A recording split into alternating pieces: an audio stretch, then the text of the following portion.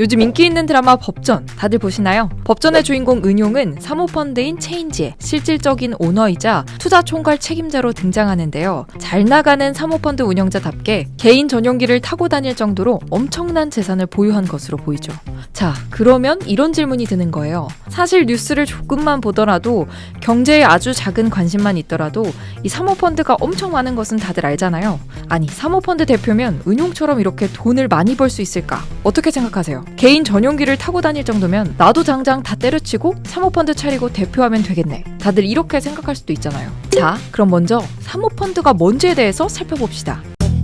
사모펀드는 영어로는 프라이빗 이퀴티 펀드라고 불리죠. 이들은요, 대형 투자기관이나 기업으로부터 자금을 모집해 투자를 한 뒤 수익을 공유하는 구조입니다.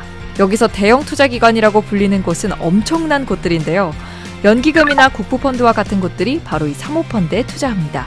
그럼 이 사모펀드를 운영하는 사람은 어떻게 돈을 벌까요? 예시를 한번 들어볼게요. 1조 원짜리 펀드가 있다고 합시다. 사모펀드가 5년 동안 이 펀드를 잘 운영해서 2조 원으로 불리게 된 거예요. 그럼 1조 원이라는 수익을 거둔 거잖아요. 5년을 운영했으니까 이 펀드의 연평균 수익률이 대략 15%가 되겠죠?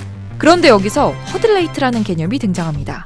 이게 되게 재밌는 개념인데 펀드를 운영하는 사람이 수익의 일정 부분을 성과보수로 받잖아요. 허들레이트는 이 성과보수를 지급하는 기준을 의미하는데요. 일반적으로는 7에서 8%를 기준으로 잡고 이 기준을 초과하는 수익 중 약 20%를 사모펀드가 가져가게 되는 거죠.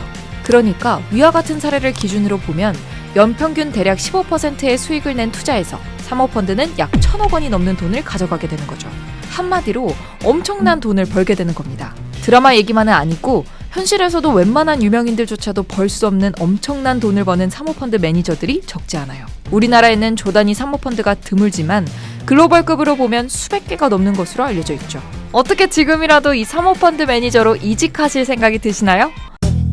은용이 운영하는 사모펀드 체인지는 굉장히 특이한 투자를 하는데요. 누구나 아는 유명 기업이나 유망한 부동산에 투자를 하는 게 아니라 중앙아시아 대평원의 부동산 사용권을 매입하고 있죠. 이런 특이한 투자를 할 수 있는 것은 은용이 해외 투자 업계로부터 탁월한 능력을 인정받고 있다고 볼 수 있죠.